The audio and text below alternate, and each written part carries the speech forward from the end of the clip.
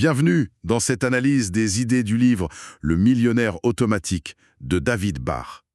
On a tous lu ces livres de finances personnelles. Oui, qui nous disent d'être plus disciplinés, de bosser plus dur. Exactement. Mais la promesse ici, elle est radicalement différente. L'idée centrale, en fait, c'est que la construction de la richesse, ça n'a rien à voir avec la volonté. Ou la motivation. C'est une question de système. Voilà. Un système qui, une fois mis en place, fonctionnerait de manière totalement autonome. Notre mission aujourd'hui, c'est un peu de mettre cette promesse à l'épreuve. On va décortiquer ça pour voir s'il est vraiment possible de s'enrichir sans budget strict, sans discipline de fer, et franchement sans y penser tout le temps. Et cette promesse, elle répond à un problème très actuel, la fatigue décisionnelle. On est bombardé de choix à faire, surtout avec l'argent. Tout le temps. La philosophie du livre, c'est de dire « Et si on pouvait prendre les bonnes décisions une seule fois et laisser la machine travailler pour nous ?» C'est une approche qui s'inspire beaucoup de l'économie comportementale. On reconnaît qu'à notre volonté, c'est une ressource limitée. Elle s'épuise. Elle s'épuise, oui. Donc, on construit une structure qui nous protège de nous-mêmes, en quelque sorte. On va donc explorer les 3 piliers Bouès. L'idée de se payer en premier, le concept du facteur latte pour trouver l'argent, et surtout la clé de voûte, l'automatisation. Alors, commençons par une idée qui heurte un peu le sens commun. Gagner beaucoup d'argent ne rend pas forcément riche. Ah, ça c'est un point de départ essentiel. Le livre s'ouvre sur l'histoire de Chris, un ami de l'auteur. Il commence sa carrière revenu modeste, genre 35 000 $ par an. Mais son entreprise décolle, et quelques années après, il gagne plus d'1 demi-million par an. Le rêve sur le papier. On se dit, c'est bon, il est à l'abri. Et pourtant, la réalité est tout autre. Il n'a aucune épargne, il est endetté et il avoue se sentir complètement piégé. Il vit d'un chèque de paie à l'autre. C'est une illustration parfaite de ce qu'on appelle l'inflation du style de vie. C'est un piège psychologique, mais redoutable. Ah oui, Nos dépenses augmentent systématiquement pour correspondre à nos revenus. Et parfois même, elles les dépassent. Une plus grosse voiture, une plus grande maison. et les vacances qui vont avec. L'histoire de Chris nous force à redéfinir ce qu'est la richesse. Le livre argumente bien que ce n'est pas un chiffre sur une fiche de paye. Non. La vraie richesse, c'est la liberté. La liberté d'arrêter de travailler si on veut, de changer de carrière, de faire face à un imprévu sans paniquer. Et cette liberté, Chris, malgré son revenu spectaculaire, il ne l'avait absolument pas. L'histoire est super parlante, mais elle fait un peu peur aussi. On a l'impression d'un piège sans issue. Quelle est la première étape concrète que le livre propose pour ne pas finir comme lui? La première étape, c'est un renversement complet de notre façon de penser l'argent. Le principe fondamental, c'est de se payer en premier. D'accord.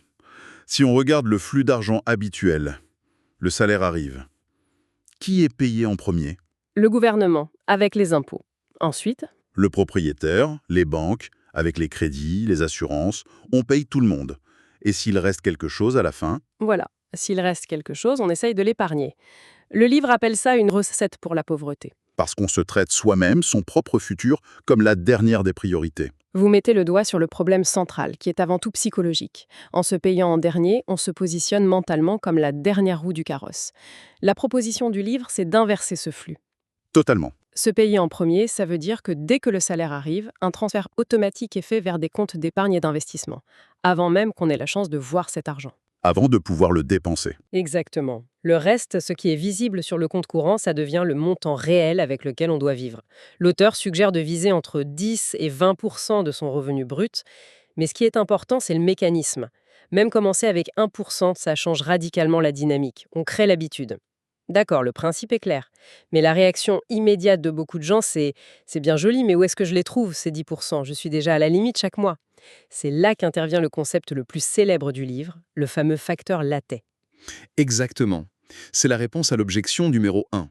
L'auteur raconte l'histoire de Kim, une participante à un de ses séminaires qui lui dit textuellement « Je n'ai pas un seul dollar à épargner ». La phrase qu'on a tous dite ou pensé un jour. Absolument. Et plutôt que de la contredire, il lui demande juste de décrire sa matinée type. Et il s'avère que chaque jour, en allant au travail, elle s'achète un grand café latte et un muffin. Une petite dépense anodine, quoi. Environ 5 $. Et le calcul qui suit est vertigineux. C'est 5 $ par jour, c'est 150 $ par mois. Presque 2000 par an. Et là, le livre montre que si Kim, qui a 23 ans, investit cette somme, avec un rendement moyen, elle pourrait se retrouver avec près de 1,7 million de $ à 65 ans. C'est fou. La réaction de Kim dans le livre est stupéfiante. Elle dit « Vous me dites que mon LAT me coûte 1,7 million de dollars. Oui, et la réponse de Bach est un oui catégorique. Mais attention, il faut bien comprendre la philosophie derrière ça. Le facteur LAT, ce n'est pas une croisade contre le café. Non, ce n'est pas pour culpabiliser. Pas du tout. Il ne s'agit pas de prôner une vie d'ascète. C'est un point important, ça, parce que cette approche peut vite nous rendre obsédés par chaque centime et transformer la vie en un exercice de privation. Comment on trouve l'équilibre, Evelyne? Excellente question. Le facteur LATA est avant tout un outil de diagnostic. C'est une métaphore pour toutes nos petites dépenses, inconscientes et répétées. La bouteille d'eau, les snacks, Les abonnements qu'on utilise plus. c'est l'idée de la mort par 1000 coupures en finance perso. Le but n'est pas de tout supprimer, mais de rendre ses dépenses conscientes.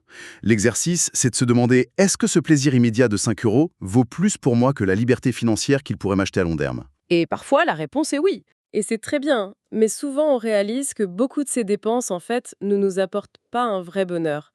Le facteur LAT, c'est juste un moyen de se prouver à soi-même que l'argent est déjà là. Il est caché dans nos habitudes. Il suffit de le rediriger. Donc on a le principe, se payer en premier, et une méthode pour trouver l'argent, le facteur LAT. Mais le maillon faible de n'importe quel plan financier, c'est l'être humain. La discipline faiblit, la vie nous rattrape. Comment le système résout ce problème? Et on en arrive au cœur du réacteur, l'automatisation. Le livre est catégorique là-dessus. Les budgets, pour la plupart des gens, ça ne fonctionne pas sur le long terme. Pourquoi? Parce qu'ils reposent sur la volonté. Et la volonté, c'est une ressource qui s'épuise. On est fatigué, on a une mauvaise journée, on oublie. L'automatisation, c'est la solution pour contourner ce besoin de discipline. C'est un système qui exécute le plan à notre place, qu'on soit motivé ou pas. Concrètement, ça se présente comment? Il y a plusieurs niveaux. Le plus puissant, ce sont les plans de retraite d'entreprise. Aux États-Unis, c'est le fameux 401k. En France, l'équivalent serait un plan d'épargne retraite, le PER. D'accord. Les cotisations sont prélevées directement sur le salaire brut avant même que l'argent n'arrive sur notre compte. C'est de l'épargne invisible, donc indolore. Si on n'a pas accès à ça, la deuxième méthode est tout aussi efficace, les virements bancaires automatiques. Juste un simple virement récurrent. Voilà, on programme un virement de son compte courant vers un compte d'épargne ou d'investissement le jour même où le salaire tombe. L'argent est mis de côté avant qu'on ait le temps de le considérer comme disponible. Le livre donne un autre exemple très parlant, celui du remboursement du prêt immobilier. Oui, et c'est un excellent exemple de la puissance cachée de l'automatisation. L'astuce, c'est de mettre en place des paiements hypothécaires bi-hebdomadaires. Au lieu de payer une fois par mois, on paie la moitié de la mensualité toutes les 2 semaines. Ce qui ne semble pas changer grand-chose. Sauf qu'il y a 26 périodes de 2 semaines dans une année. Du coup, on finit par faire l'équivalent de 13 paiements mensuels complets au lieu de 12. Ah oui, un mois de plus par an. Exactement. Et le résultat, c'est qu'on rembourse un prêt sur 30 ans en 22 ans environ. Et on économise des dizaines, parfois des centaines de milliers d'euros d'intérêts. Qui est assez discipliné pour penser à faire un 13e paiement manuellement chaque année? Personne, ou presque. En l'automatisant, on retire la décision de l'équation. Le système travaille pour nous en silence. Tout ça forme une théorie très, très cohérente. Mais la question qui brûle les lèvres, c'est: est-ce que ça marche vraiment? Dans la vraie vie, y a-t-il un exemple de personnes qui ont appliqué ça de A à Z?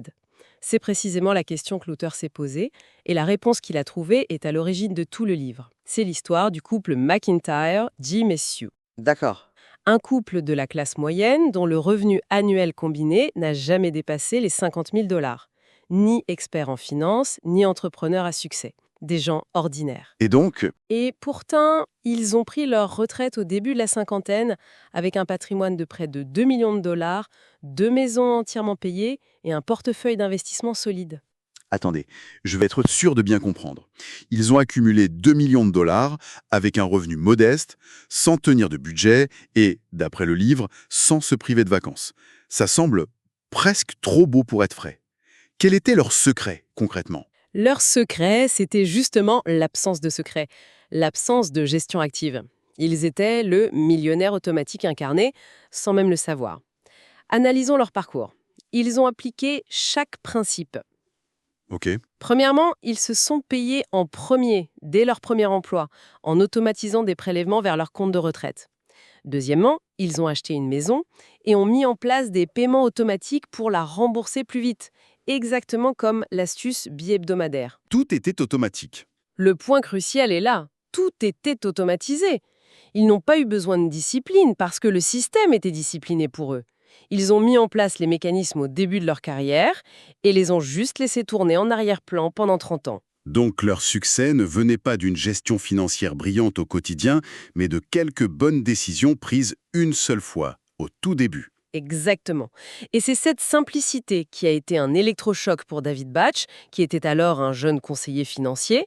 Il passait ses journées à créer des plans financiers complexes pour ses clients, alors que ce couple, avec des revenus bien moindres, avait obtenu des résultats spectaculaires avec un système d'une simplicité désarmante. Ça a dû le faire réfléchir. Cette rencontre a tout changé pour lui.